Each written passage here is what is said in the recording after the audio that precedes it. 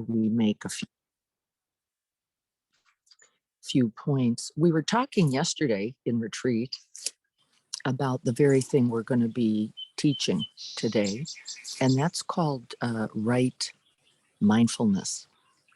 It is the seventh factor in the 8 noble factors that make up the whole path of our practice. Right view, right resolve, right thought, right effort, right action, right livelihood, right speech. Look at all of these factors that come together to make this path, and I'm going to talk about the path idea for a minute, ours. We are, in fact, the path. There is no other thing, but there are qualities, right? Ways of being, ways of perceiving, ways of acting, then ways of speaking that ultimately carve us into freedom. Really, this path is a path of freedom. Often on a path, we think about getting somewhere else, don't we? Like from point A to point B, and we, in fact, have a certain craving for that. Not here, but now here, there, getting to Spain, getting right, especially when you're a traveler, not only the journey, but this destination. And the Noble Eightfold Path is, you could almost imagine the inverse of that. Rather than being anywhere else, you are only here, only now, and that the adventure and journey of that reveals to us the path to freedom, the path to enlightenment, the path to happiness, which means nothing else to seek, nothing else to get, already enough, right? If you could imagine like that idea, already whole, complete, interconnected, present. And so this path idea is one that in the West, for sure, we want to be careful of, because we frequently begin this practice, don't we, with the idea of becoming something else. Yes, we do. Like not this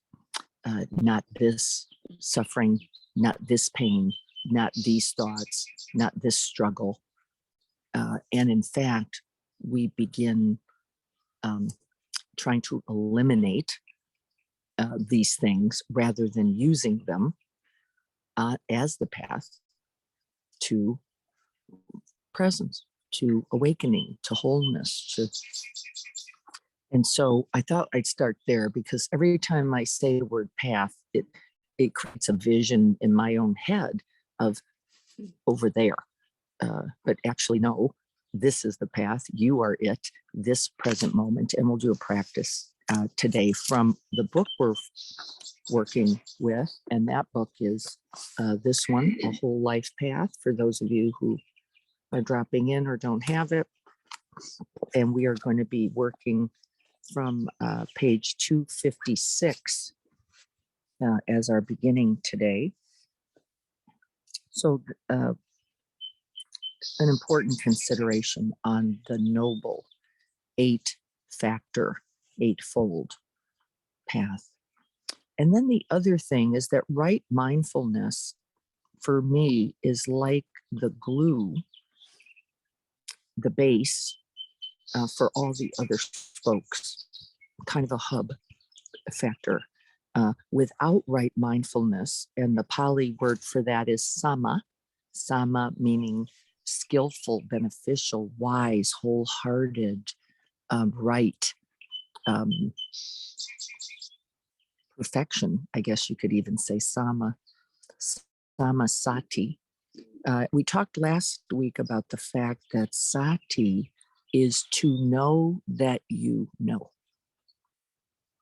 not just to know, because the Labrador, when you take out the ball, goes, ooh, I know that ball And in fact, you might see a response relationship to the like, yay, the ball. So the Labrador is knowing something and is knowing the object and is knowing you, right? The wagging tail when you come in. But what the Labrador, the other, to the extent that we know it yet, we are the only species so far that we're clear knows that we are knowing. And not only knows that we are knowing, can actually choose to direct that knowing on purpose with intention towards the good, towards the wholesome, towards the beneficial. And in fact, the whole of the Eightfold Path is about that direction, how to make choices, how to elect purpose, how to begin to even distinguish that which I am going to choose to bring attention to on purpose for the good, my good, the good of the community, the good of the world and beyond, as well as what I will then choose not to direct my attention to. We were practicing with this yesterday, weren't we? Like, oh, noticing crow sounds, not a problem. Noticing or not noticing, is it most beneficial?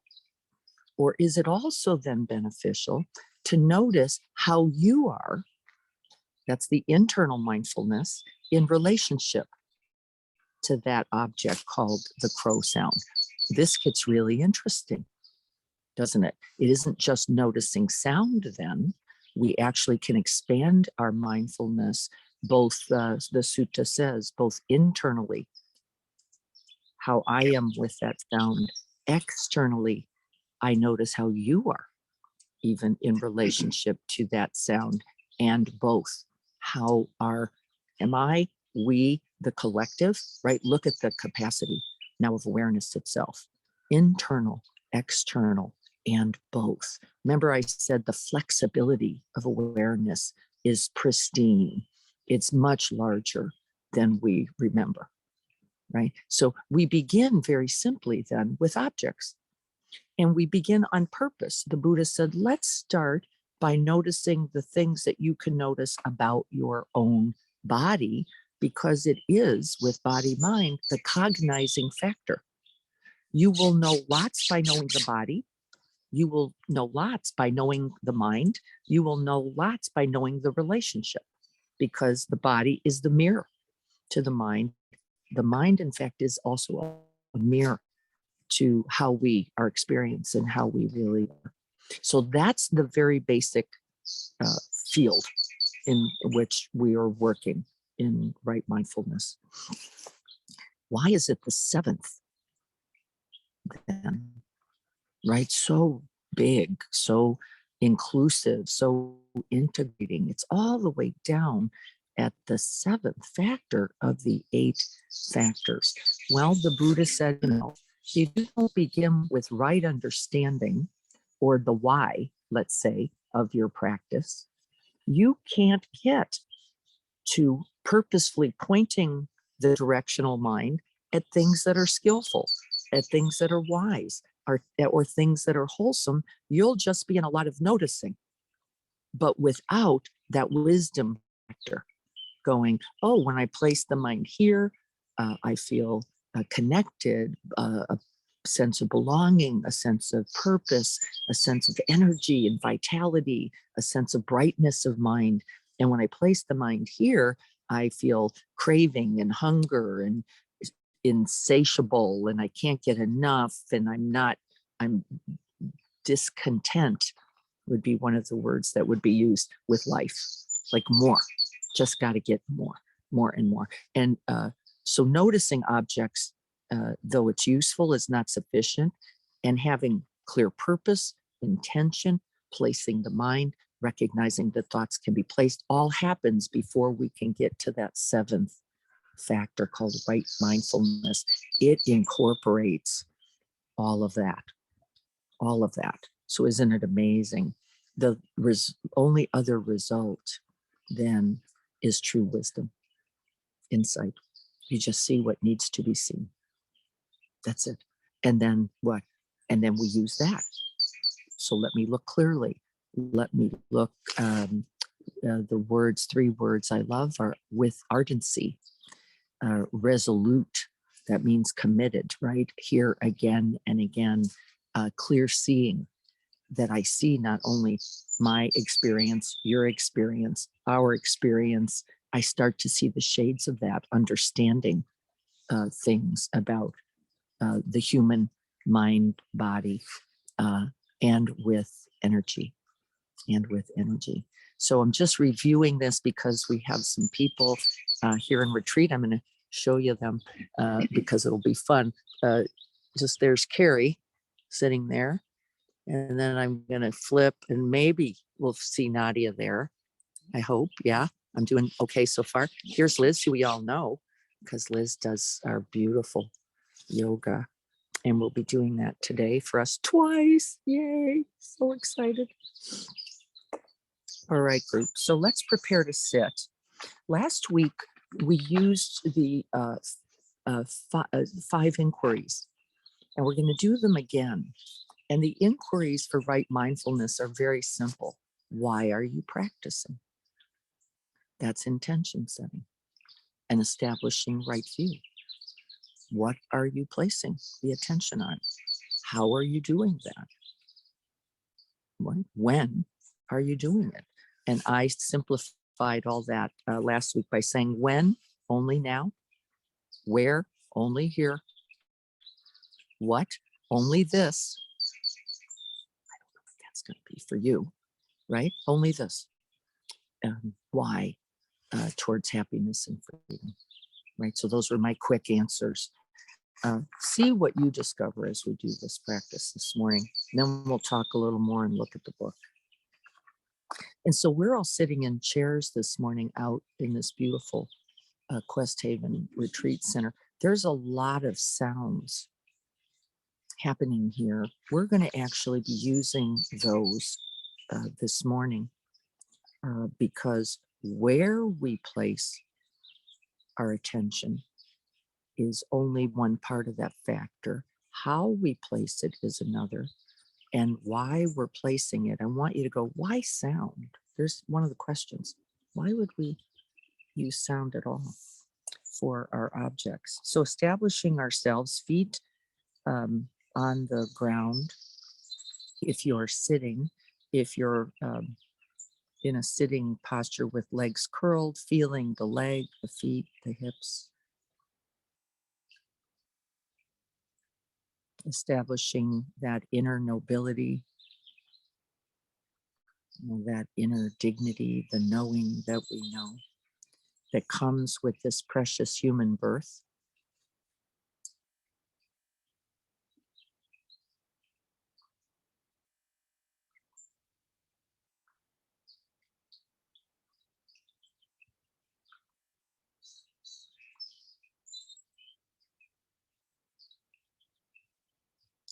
And may we take a moment to remember the aspirations and intentions that we are setting for our practice today.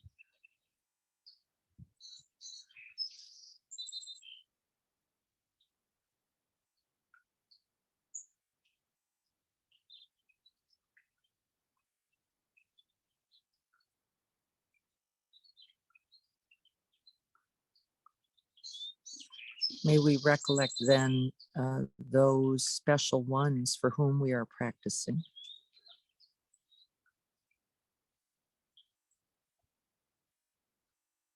Not only for my benefit, only for the benefit of those here in retreat, not only for the benefit of the Sangha, but for the Sangha across the world, for all beings.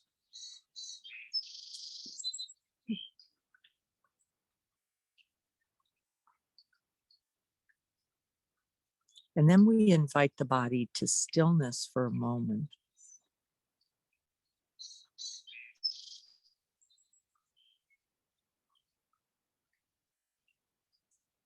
Making sure that we feel supported, that there is some ease in the body.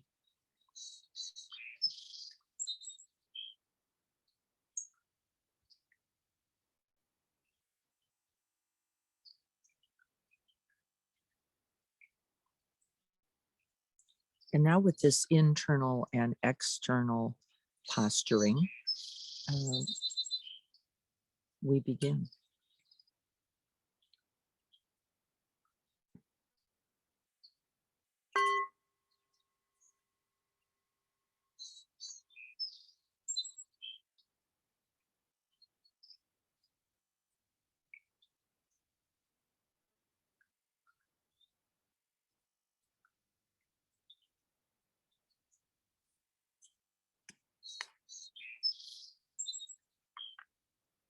And the mind's natural habit is to secure itself. So it begins often by distinguishing me, or a sense of me in the body sitting here, versus a sense of other or it.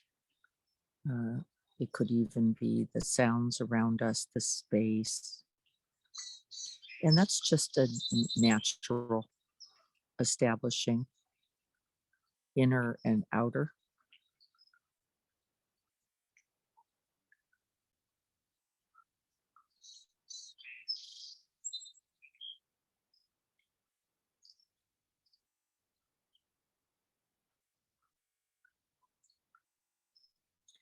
And we're going to begin in the outer this morning because we're sitting in this beautiful space with sounds appearing and disappearing.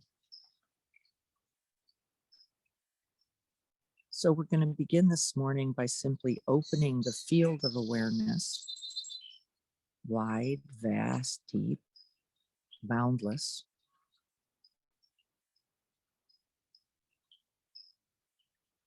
using that sense door of hearing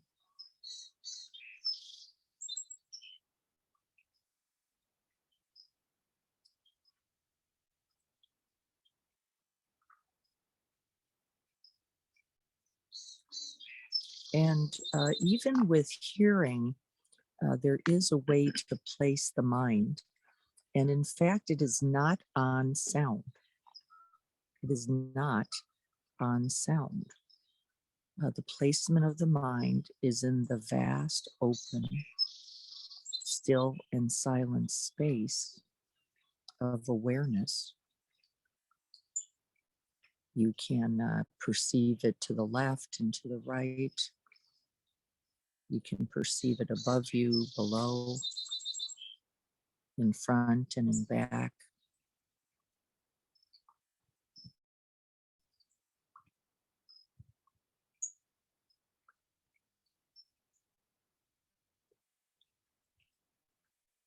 We place the mind on purpose again and again, right in the still and silent space.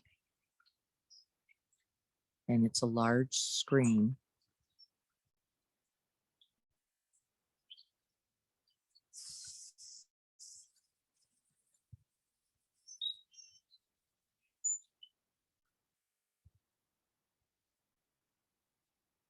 In which all sounds will appear, present themselves, be known,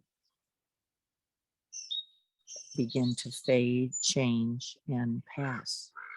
And we're just going to notice those characteristics of sound for a few moments.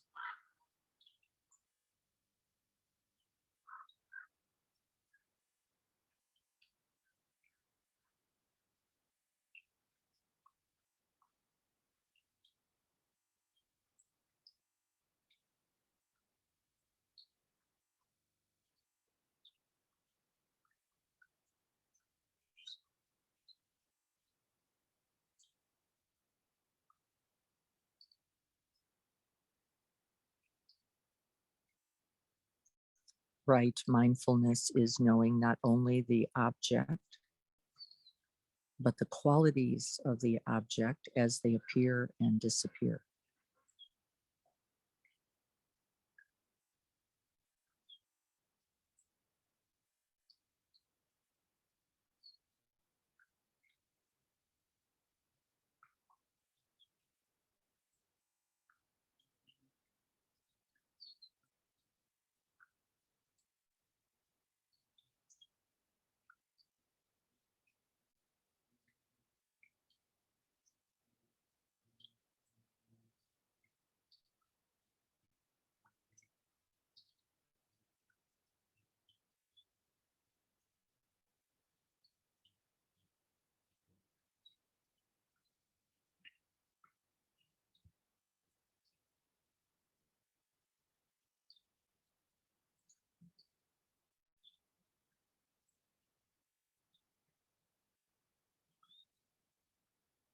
You will notice specific qualities like loud and soft.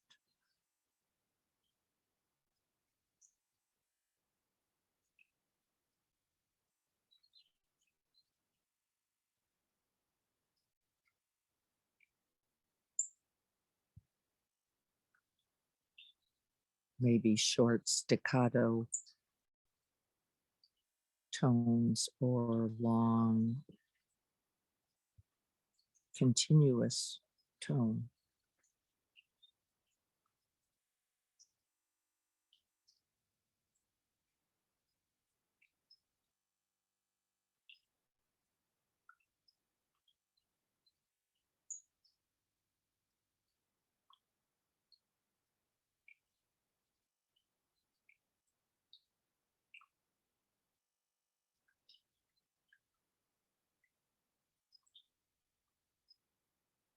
Sounds that are near and sounds that are far.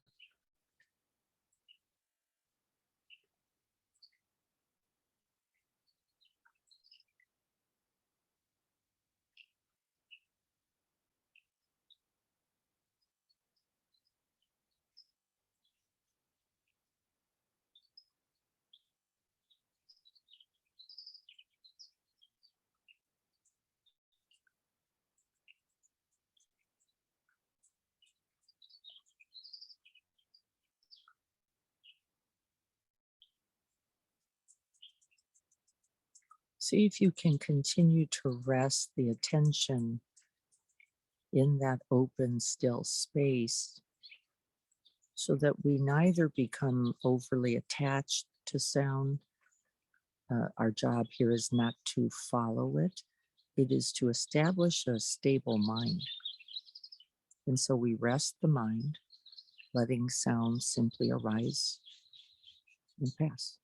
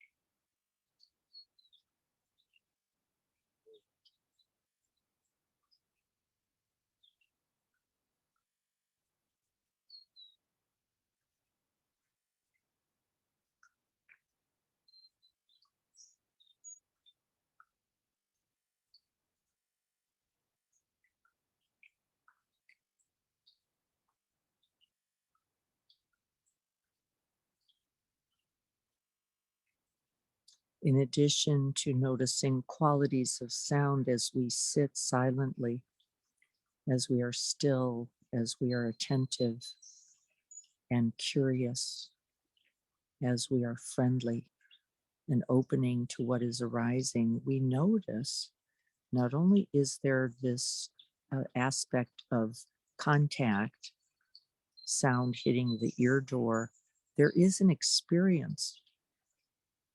In addition to the qualities of the sound, there are qualities of mind that are attached to the sound. For example, there are sounds that we like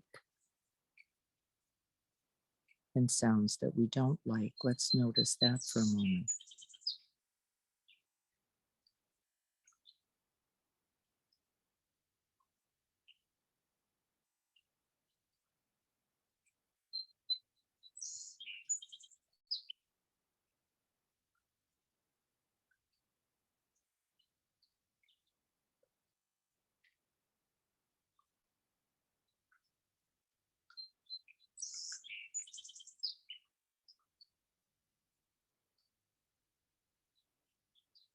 sounds that we perceive as pleasant and that we are more drawn to, and sounds that we perceive as unpleasant and that we often have a reaction, a resistance, a contraction against. And rather than judging or devaluing our experience, this is a conditioned experience based on history, based on lineage, infinite factors. We're just going to see if we can notice them. The mind has a habit, particularly the thinking mind, for having preference. And knowing something about that is useful.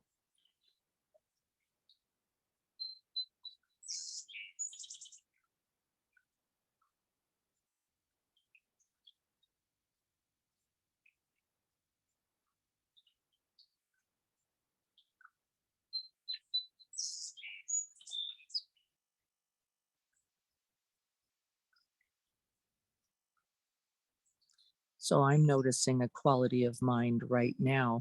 There's a babbling little brook right here near me, and I perceive that as pleasant. And I'm noticing that the attention continues to move towards that babbling brook off to the right shoulder of me. There's also some crows cawing off to the left at a distance. I'm not as enjoying that sound, and so I can almost screen that completely out. And I'm noticing rather than balance, rather than being as open on the left and on the right, as open in the front and open in the back, this is awareness itself. I'm noticing the mind's preferencing. This is valuable information. Not judging, not condemning, not criticizing, but with a lot of curiosity. Oh, look at this. My ears are turning towards the right, towards a sound that I like. See if you notice those particular qualities of liking and not liking, pleasant and unpleasant, and their relationship.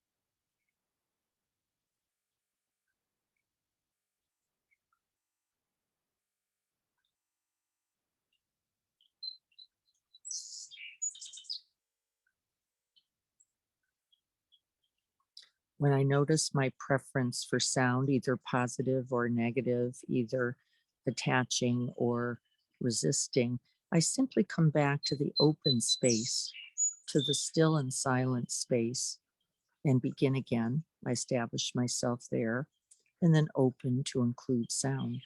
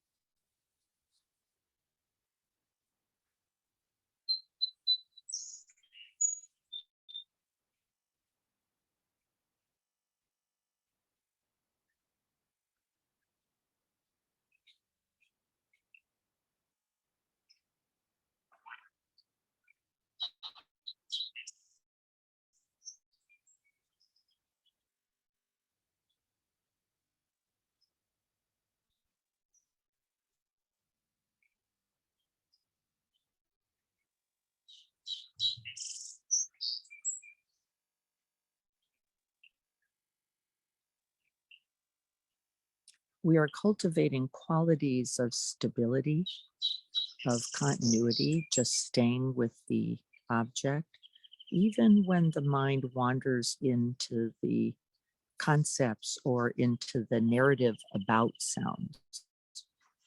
There was just a little sprinkler here.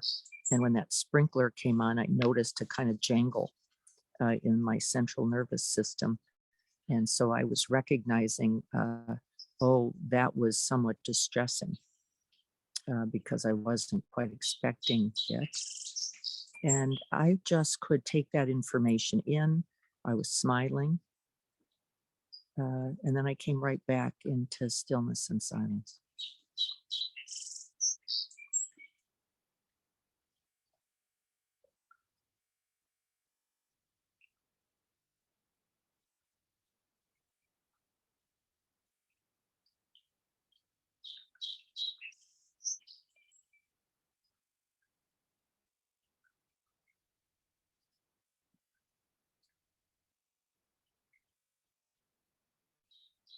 We begin to see our relationship to objects just right here with this simple investigation with sounds.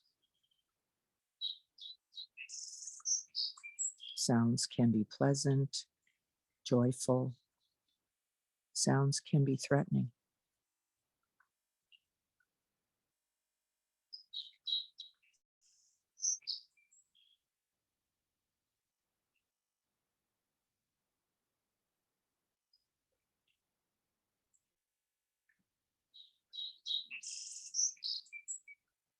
Knowing sound as sound is useful and mindful.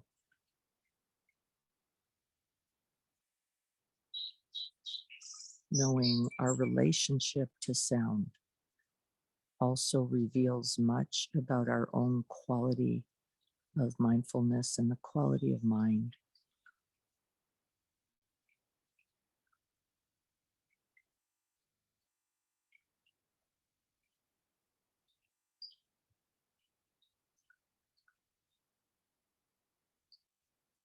We are training at this moment by using this one sense object called sound,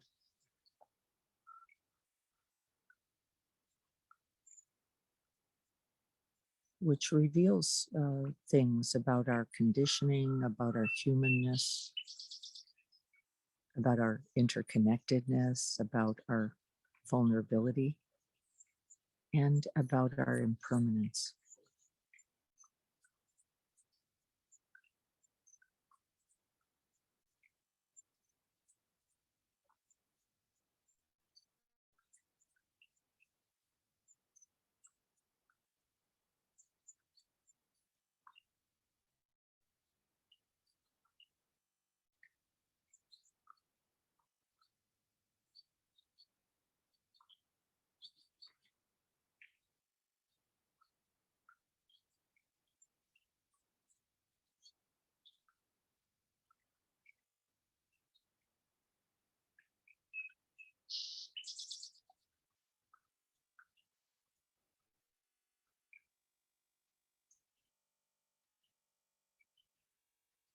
We begin to see the marks of existence by this simple observation of sound.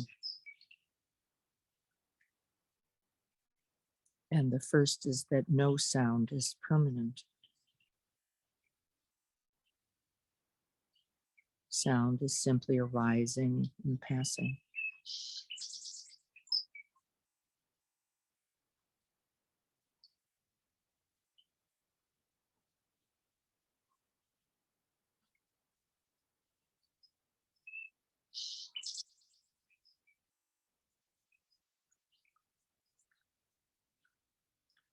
The second characteristic is that all sounds, like all breath, like all sensations, like all thoughts, like all qualities of self, are not reliable.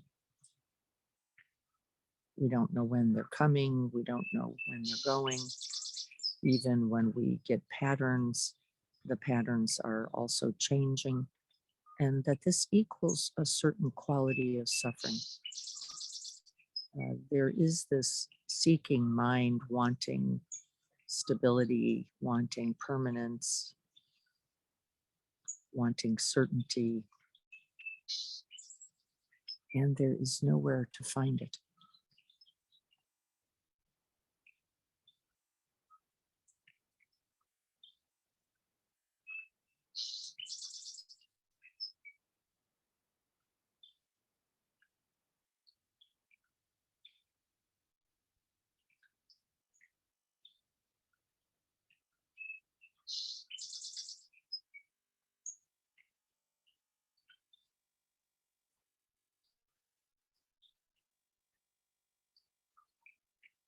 And so, as we look for a place to rest, we recognize that there is no sound itself to rest in. It is like a wave simply coming and going, but we can rest in that ocean like quality of awareness itself, just letting the wave of sound come and go.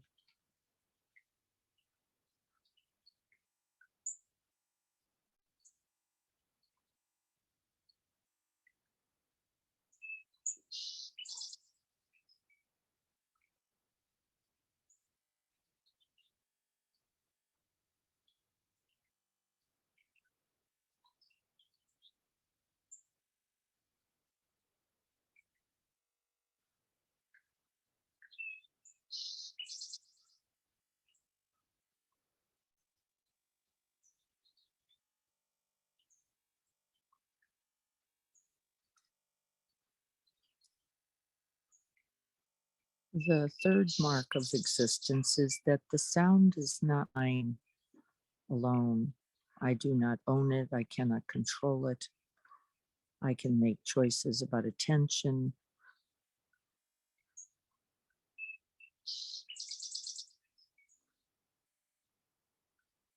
It is not me. It is not mine.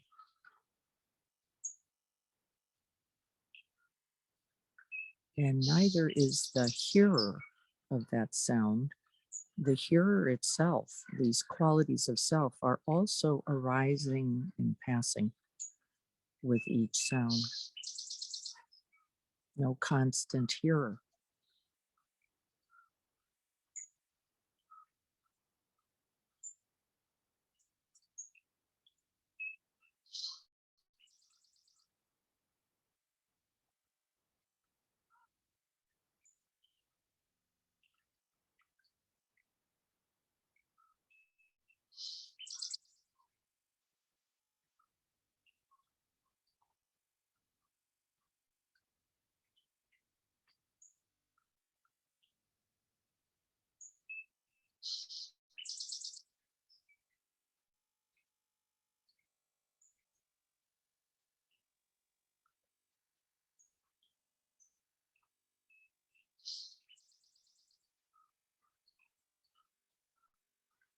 And as the mind stabilizes and steadies, we can begin that awareness naturally expands beyond simply sound itself to that relationship.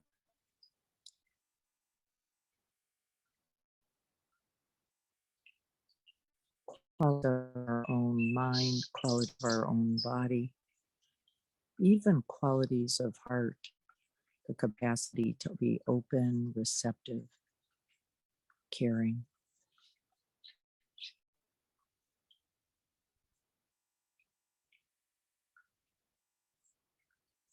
internal, external, and both.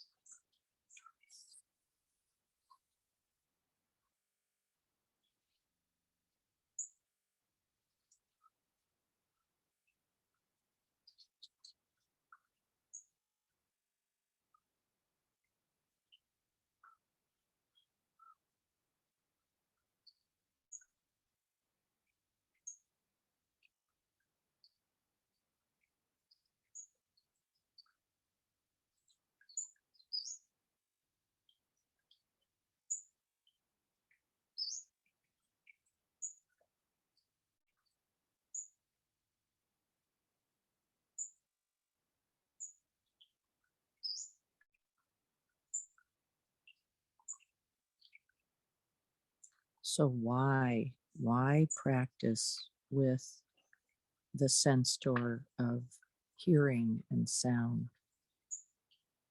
What insights and wisdom are you noticing that are available here?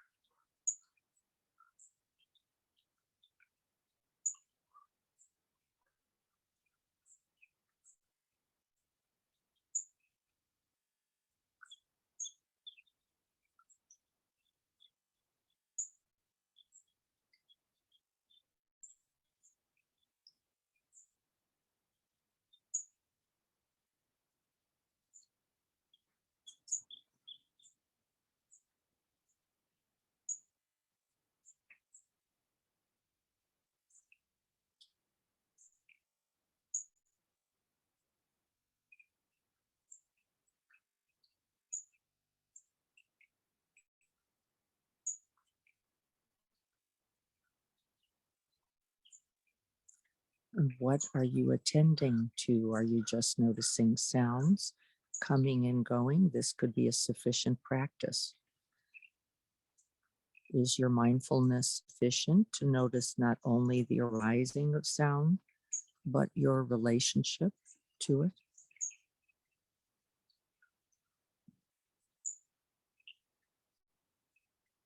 Can you notice, in addition, qualities of mind? Continuous mindfulness versus distractedness, for example. These are just additional insights that come with time.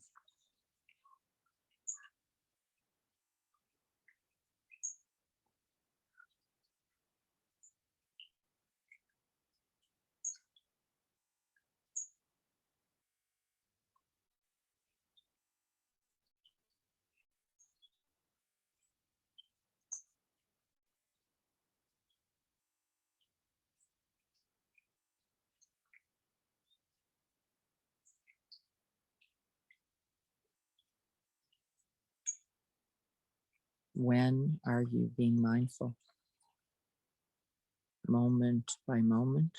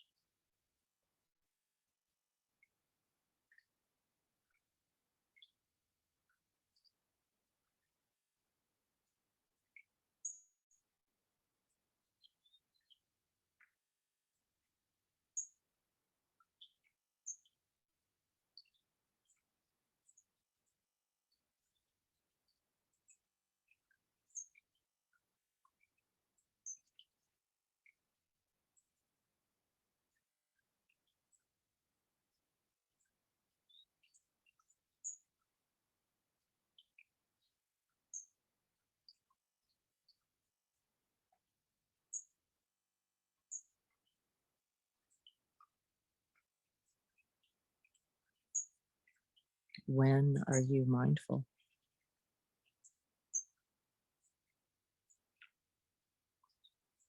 Now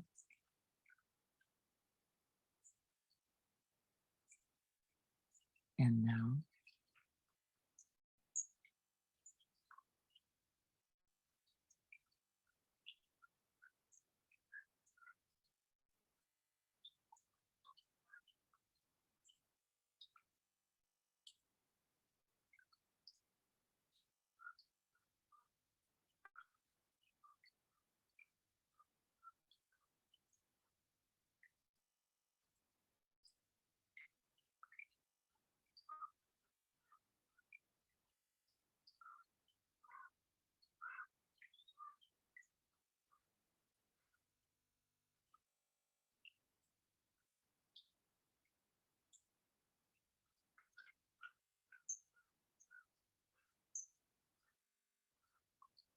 What is the relationship to sound? Are we open, receptive, inclusive, and equanimous? Or are we in preference, bias, reactivity, or completely distracted from the instructions altogether? Are we thinking about the day, thinking about the self,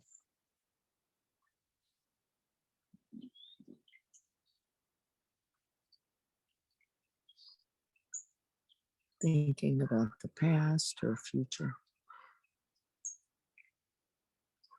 And can we come back once we know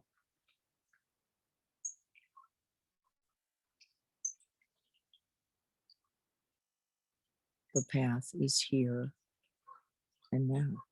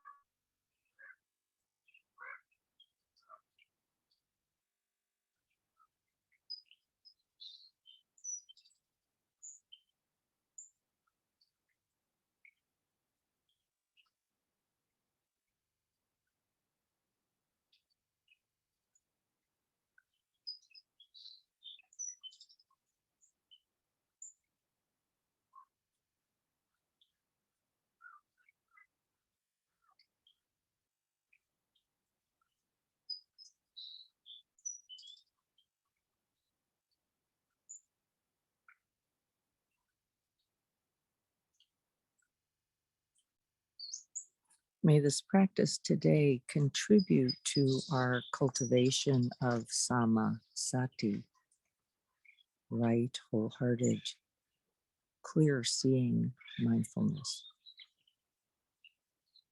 and its benefits not only to ourselves, but to us all.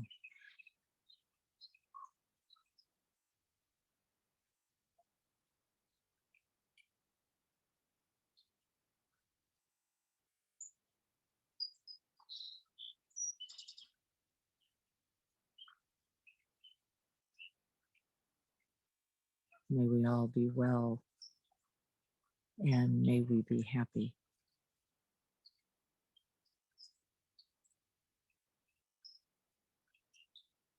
May we be peaceful and at ease. And may we be mindful.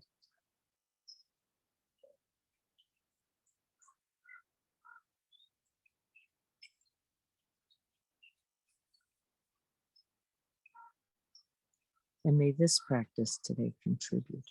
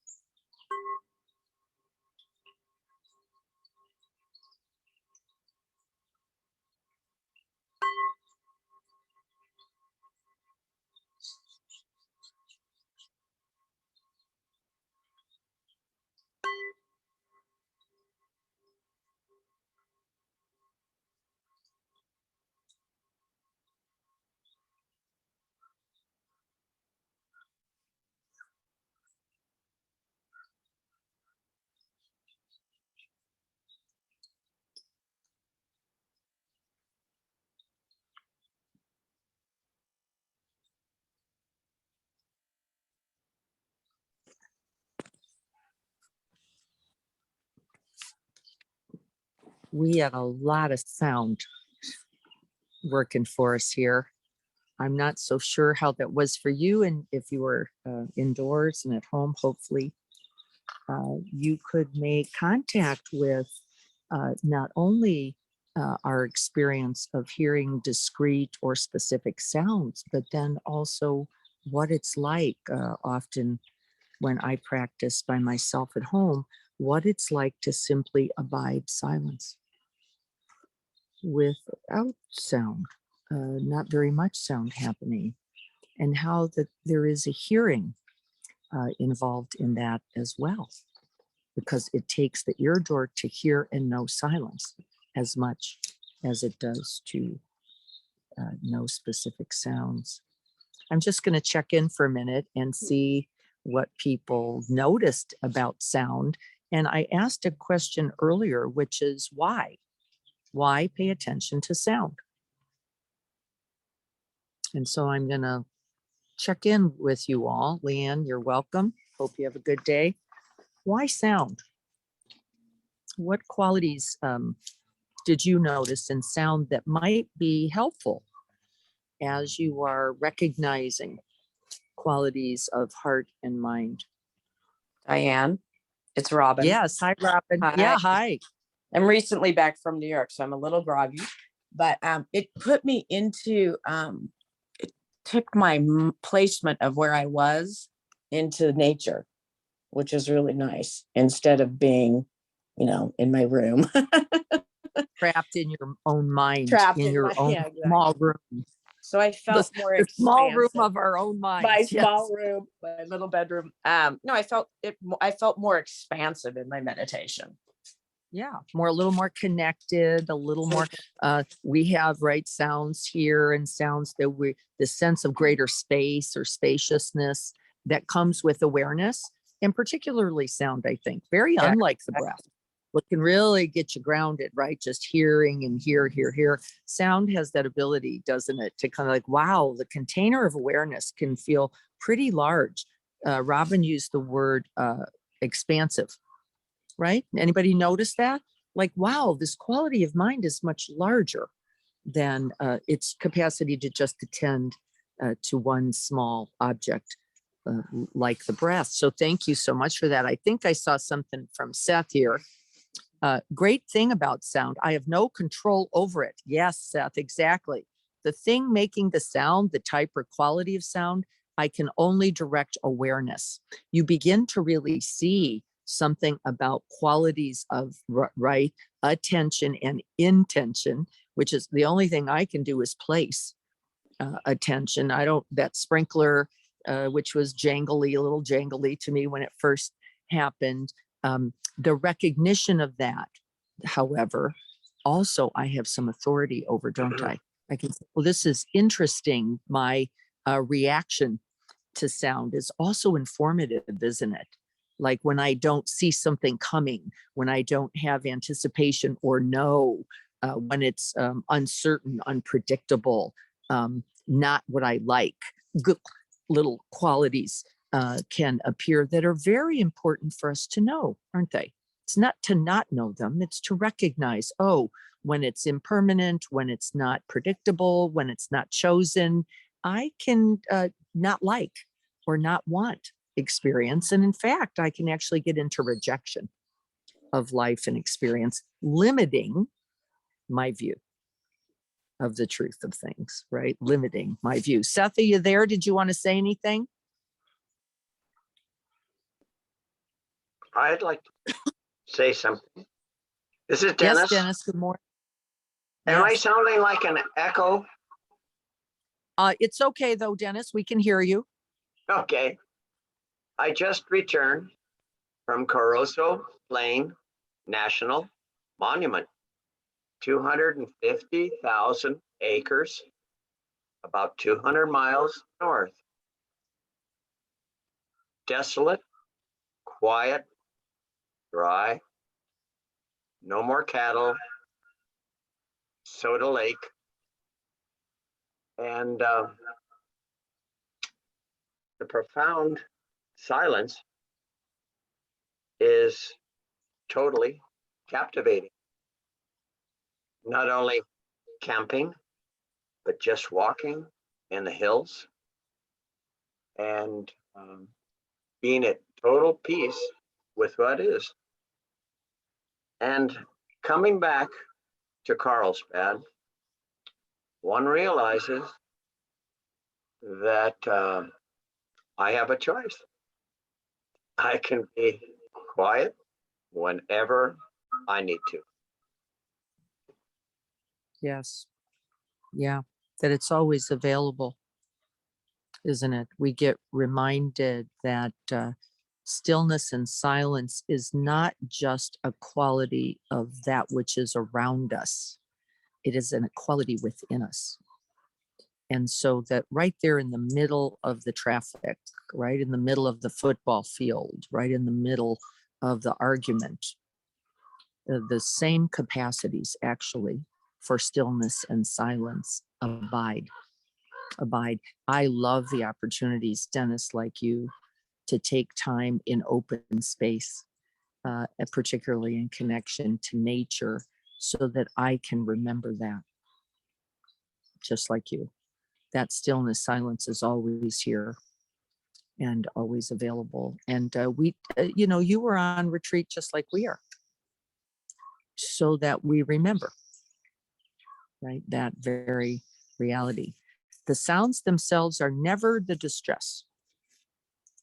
They are just happenings like a bird flying across the sky, right? Nothing by itself is the distress. It is what? The relationship to it. What's the relationship? Well, mostly liking and not liking, wanting and not wanting, craving something else or craving to keep the thing I can't, right? That mind is one that actually we begin to notice, I think, in nature, and can, in the words of the Buddha, pacify. We can pacify. It's okay. We can just be here with this. I'm glad you had a wonderful experience, Dennis. Thank you for sharing. There's Liz here. I'm going to see if I can't turn that towards Liz. See if that's possible. Liz, tell me when you're in there.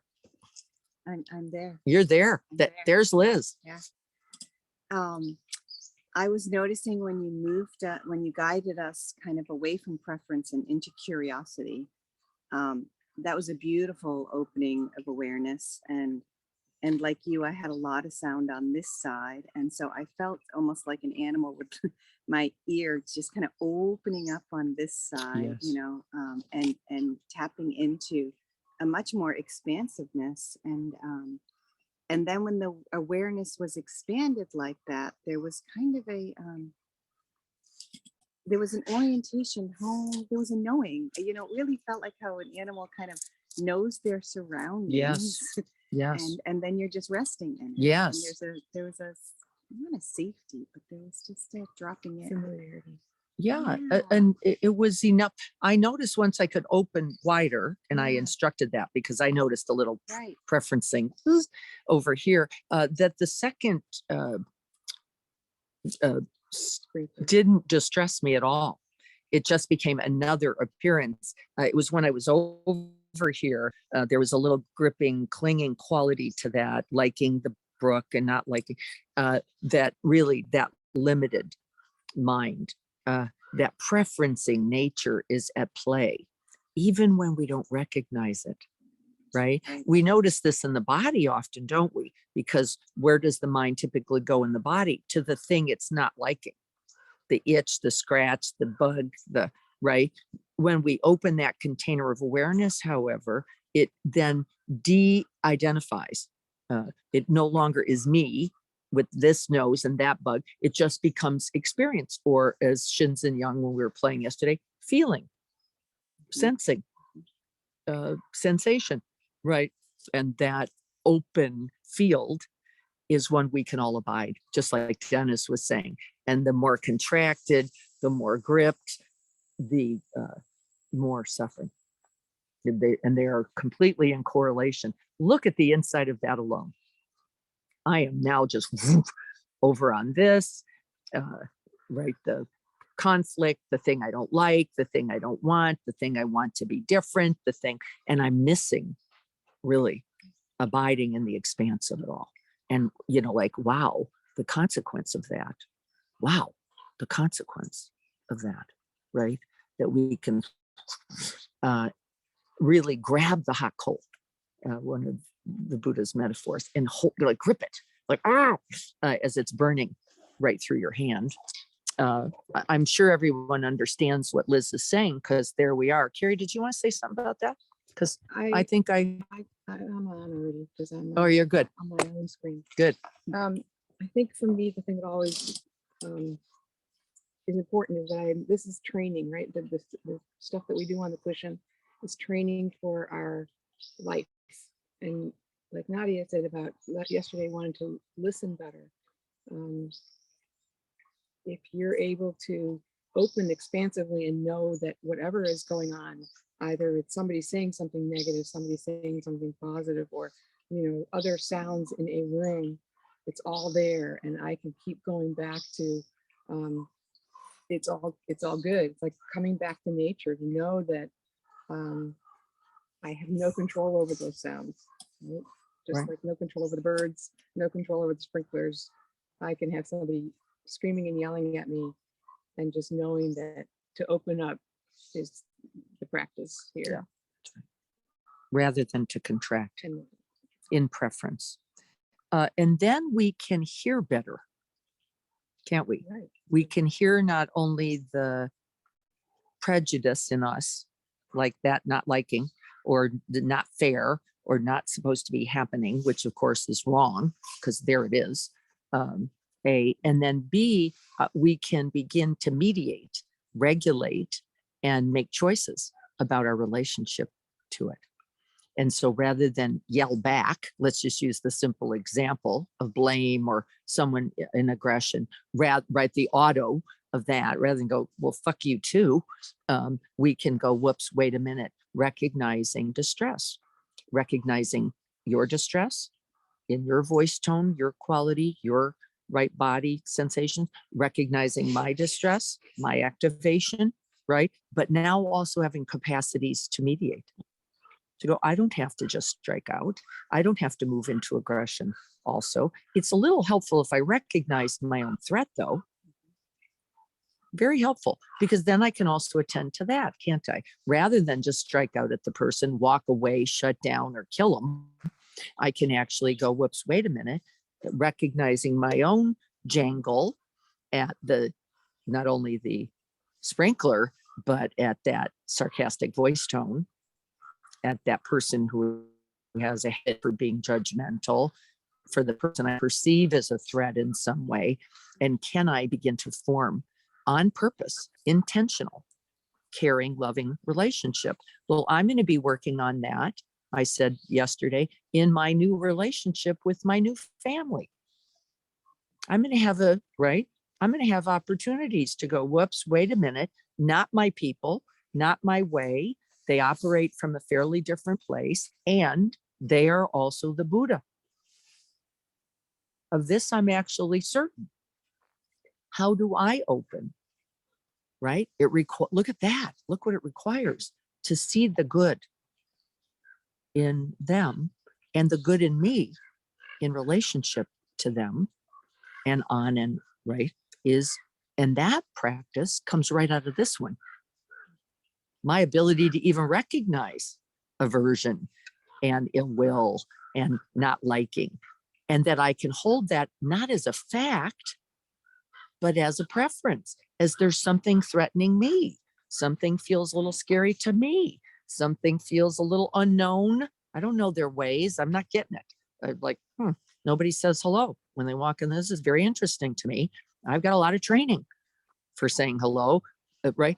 And my immediate reactivity to that, called stupid people, are people who don't say hello. Yes, thank you. I thought it was funny also. Diane, I laughed at myself as well.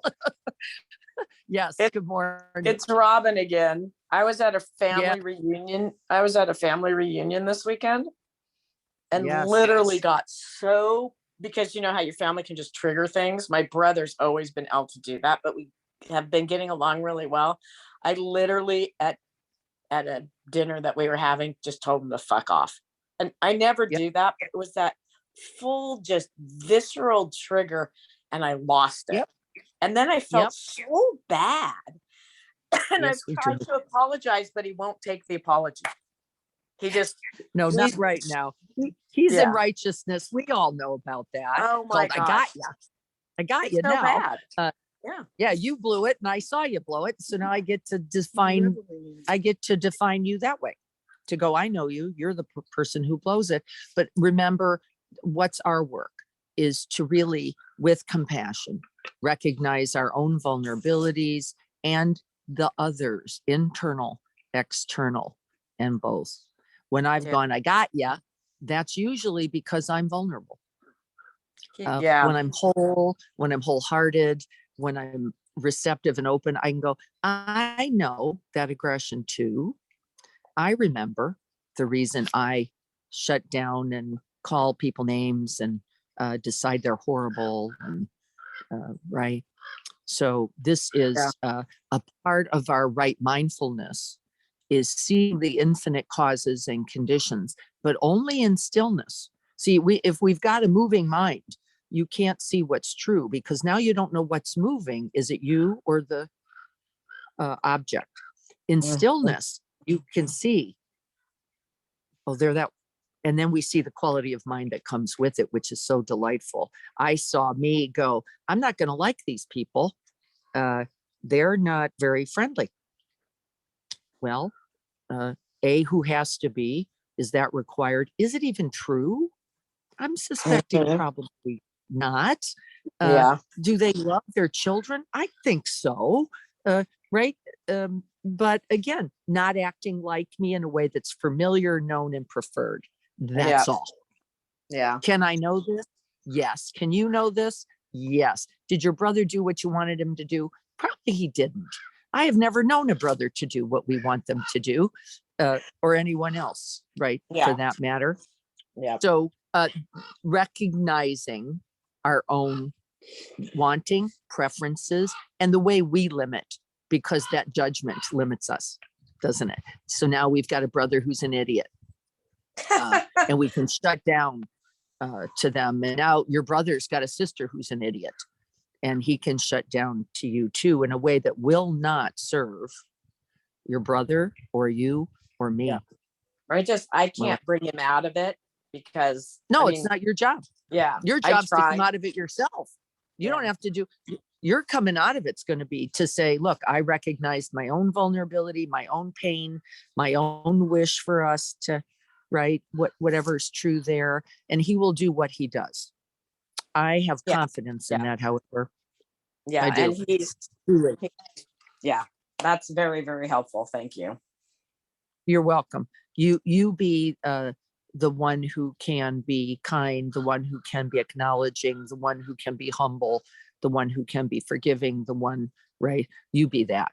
And I Yeah. trust whatever else will be He'll the right come, he'll thing. come around. He'll come around. Yeah, It's just he's a your brother. pattern. It's a Yeah, pattern. he's your brother. A He loves pattern. you too.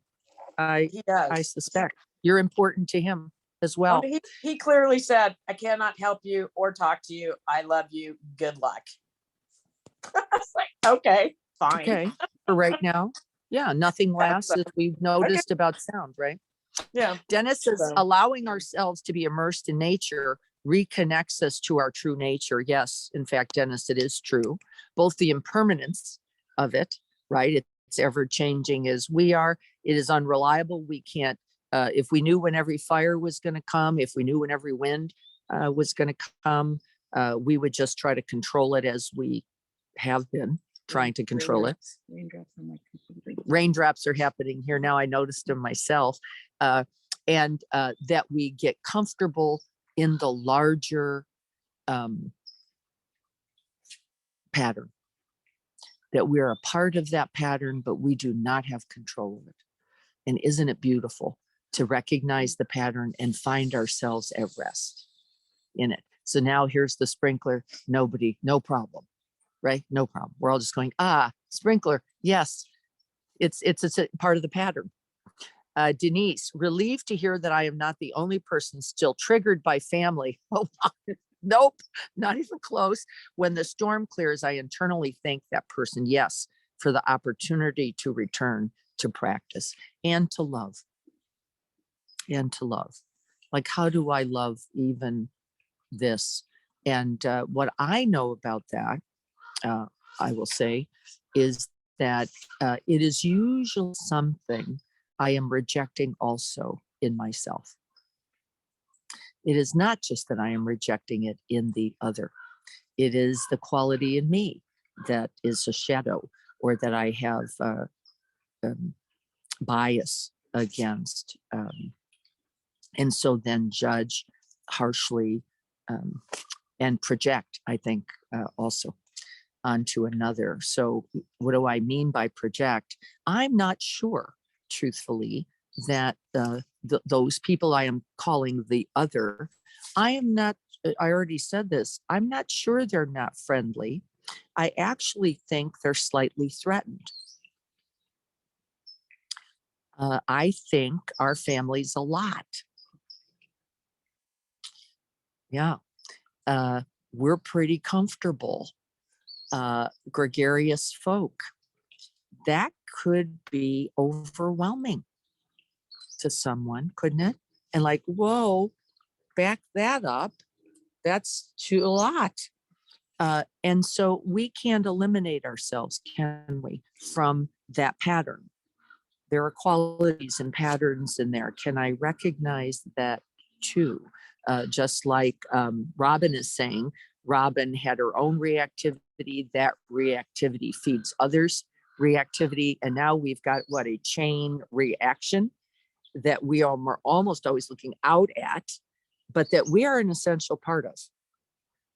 Because there you are, whether you or not, whether you're saying screw you or not, whether you're staring stink eye or not, you're a part of that pattern, which is why I know Robin, what I say to Robin. So you be the good, you be the kindness, you be the non-judgment. It will essentially change the pattern, even when in a moment, you will or will not see that. And I don't look for the result. It's not result driven, is it? It's, I will be better. I will be happier. I will be more contented. I will be of greater benefit. And then whatever comes, It, it, comes. it was also very interesting. I have a lot of older cousins that have always sort of treated me as their, Like little sister. they mother me. They mother me. And because last week I wasn't going to go to New York or the reunion because I was having too much depression, then Yes. I leveled out and I'm like, oh, this is great. I'll go. No problem. They nailed me so many times in such rude ways. And it was just the strangest thing because I felt like, hey guys, last week I wasn't even going to be here. So why do you care that I was late to something? Like they were so upset that I missed a little 5-minute ceremony. I missed it by 5 minutes. And I got nailed by literally 3 of my relatives. And I couldn't respond other than, why do you care? Why do you care? Sophie and Michael, who were there, don't care. It was their party. They didn't care. But everybody else was on it. It's weird. Yeah. So you have some work here, like we all do, of seeing people's reactions and understanding, your preference for them to be accepting, their preference for you to be timely, right? There's a lot happening there. The work is to recognize the story that we can all bring to that, called, if only you would be better, I could love you. If only you could be somebody else, or if you could done it a different way, then I could be open, then I could be receiving, then I could be kind. And really our recognition that really that discrimination is ours to resolve, that we can say, with you being upset about my being late, I can recognize that you care about me. Yes, for sure. Right? And that you care about my participation in your family. And I don't want to claim it to be skillful. It was not. Because I will not claim my own reactions to be particularly skillful. But can I be skillful in response? Right. Can I be skillful in response, rather than you just shouldn't have done that and that makes you dumb? And yes, do I think that too? Of course I do. However, practice is available for us here, isn't it? To go, wait a minute, with some pausing, with some breathing, with some stabilizing. Can I see the pattern? Yeah. Can I see the pattern? Right? Recognizing it and recognizing my part. How do I play into the pattern? And how might I contribute to breaking the pattern? Well, I'm not going to judge you for judging me. I can break it right there. I'm going to understand that you really do care about me, even when you're yelling at me about not being at the party. Right. And those are just examples, Robin. I don't want to take up all of our time on this. Yeah. Yeah. The interesting thing is that no one asks why I was late. They just got pissed off about it. And no one would. Well, they saw what they saw and decided that they knew something about it. That's right. Yes, as we do. What was irritating. Thank you. As we do. You're so welcome. Denise says she's got to go. I want to look at the book only because there were a few. I'm only going to point to a few, and then we're going to go.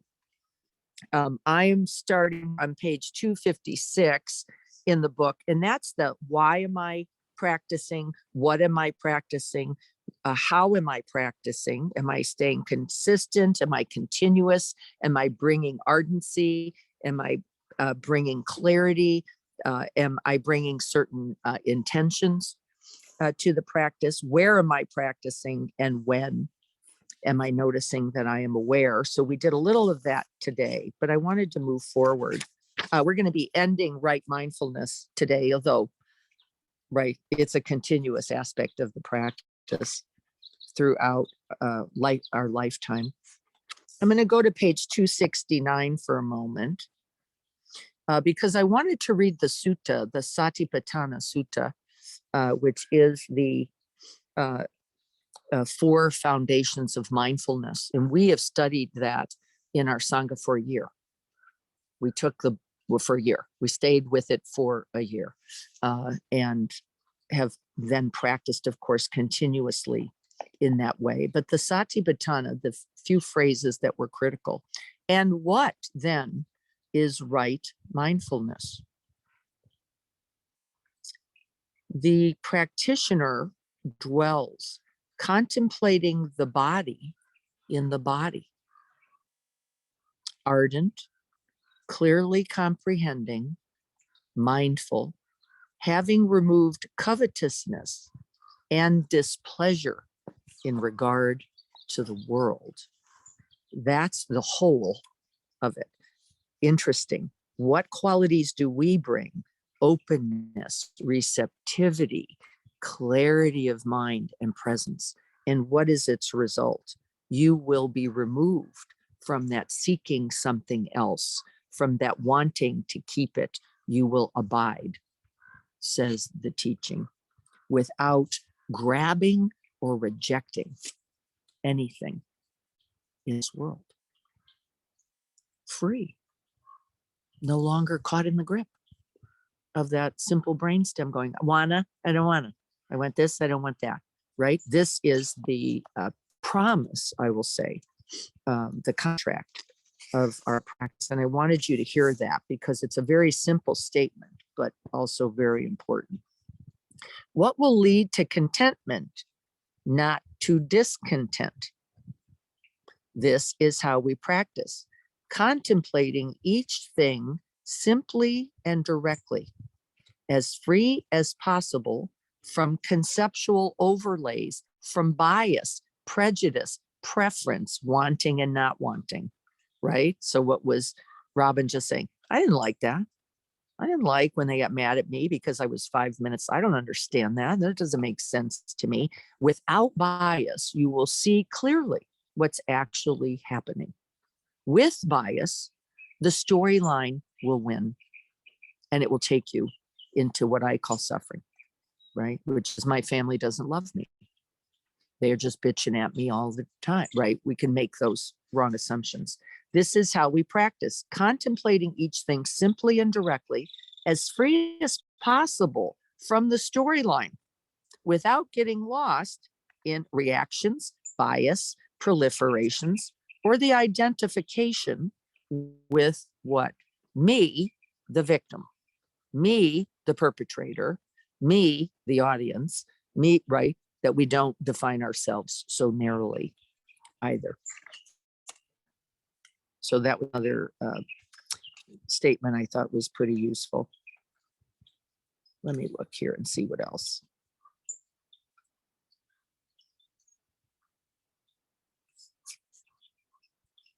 Maybe what's important, I don't want to read it, but I'll state it, is that with continuous practice, the practice grows in qualities of awareness. So if you're a new practitioner, you're not going to be able to hold that wide lens, internal, external, and both. You might just be recognizing, as we did today, sound and its appearances and disappearances. But it says this is sufficient practice, because as we do that just every day, I'm just going to attend to the breath. I don't know. She said that was something to notice. I'm just noticing there it was, and there it went. Was, and there it went. And then I notice the in-breath as the in-breath. I start to see its qualities. I'm knowing something about it. And I see the out-breath as the out-breath. Already a little more wisdom, right? And then I see not only the breath as the breath and its qualities, I start to see qualities of mind. Oh, I really like that out-breath. It's relaxing. It's settling. It allows me, right? Oh, I really like the in-breath because it gives me a sense of aliveness or energy, or I'm really noticing I don't like that hiccup in the breath. I don't like the cough that comes along, right? We begin to notice not only the object, but the qualities that we bring to preferencing. And that's the beginning of knowing mind and qualities of mind. Why is that useful? As I know the quality of my mind, I will know the qualities of yours. And then there is no distance, right, anymore. There's no separation anymore. As I know anger, I know Robin's family's anger, right? I know my own. I know their judgments. I know mine. I know all of ours. And then we cannot be separate. Then can we? It's impossible. We go, yep. You spend a lot of time. Yep. Understand exactly how that happened. And I also know something about the way to the end of that, which is to place my own judgments, recognizing my own, and the suffering of that. I let them go. I don't hold the hot coal. Like, why? What good is it to judge that? And will good be of benefit? We already know the answer, don't we? We've done it enough. No, there will be no benefit from judging the other. There will be benefit from insight, understanding, compassion, and then the use of that wisdom in how we choose to live. And that's the second part of this. I have some little ants on the book, so I can't close it. I'll leave them there. Little encouragement. Guys, leave. Let's sit for just another moment as we rest in the beauty of this practice and the pristine, its pristine benefit. So much larger than attention. Though we use attention as the vehicle, and it is also good. Feeling the feet on the floor, feeling the weight of the body as it settles into the seat as we relax in the out breath.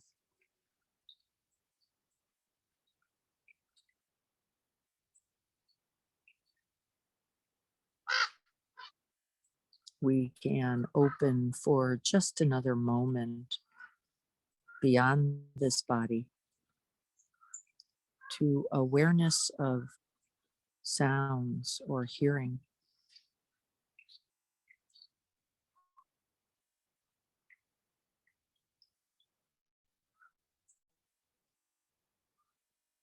And we will notice that because of our previous practice, we're going to be a little more stable and a little more able to train the mind towards sounds and silence with a little more stability, a little more quickly. And this is the benefits of our mindfulness practice. Not only this moment, but cultivating those qualities for this moment.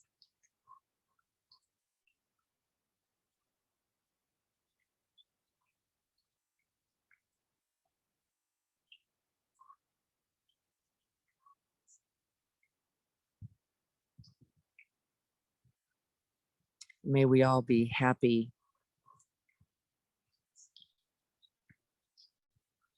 and have the causes and conditions for true abiding happiness.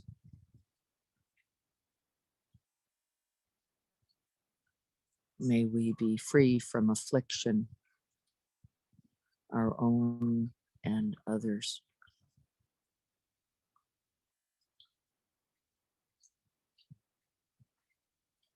May we rejoice that the blessings that are before us every breath, the truth of this precious human life, and this possibility for holding it all with kindness, with compassion and love.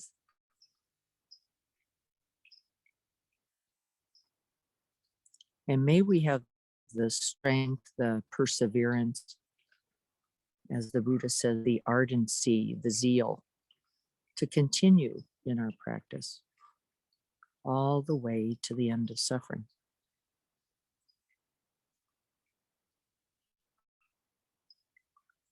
May we do so not only for ourselves, but for all beings.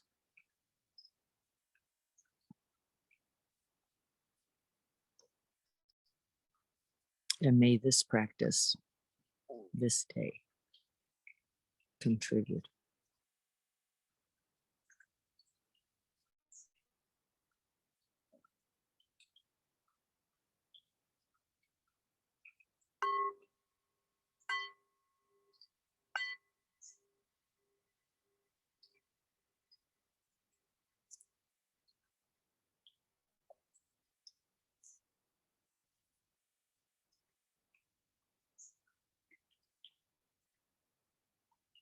Thank you to all of you for joining us here at Quest Haven this morning.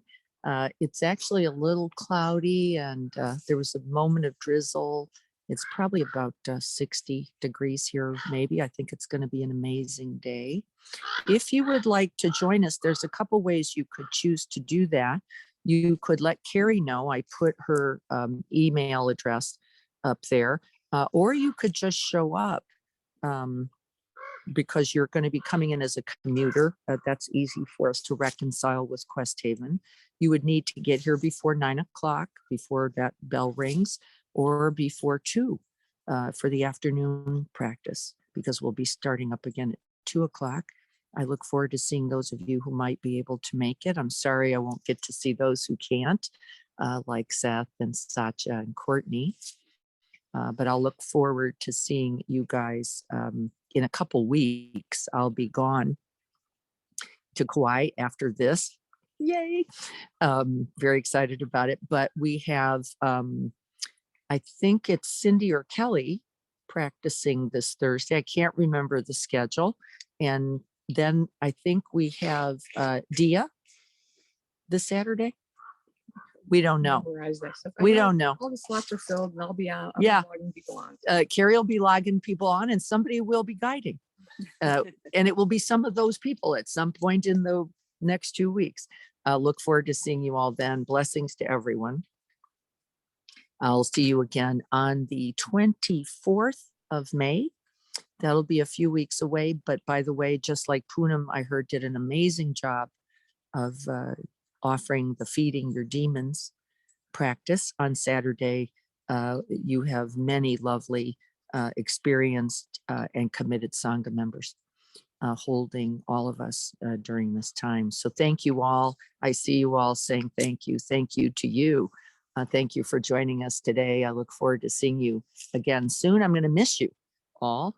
I practice better with you than I do alone. So I'll have my own challenges while I'm in Kauai, but I think I'll get by. I think I'll get by. Be well, everyone. Good to see you all.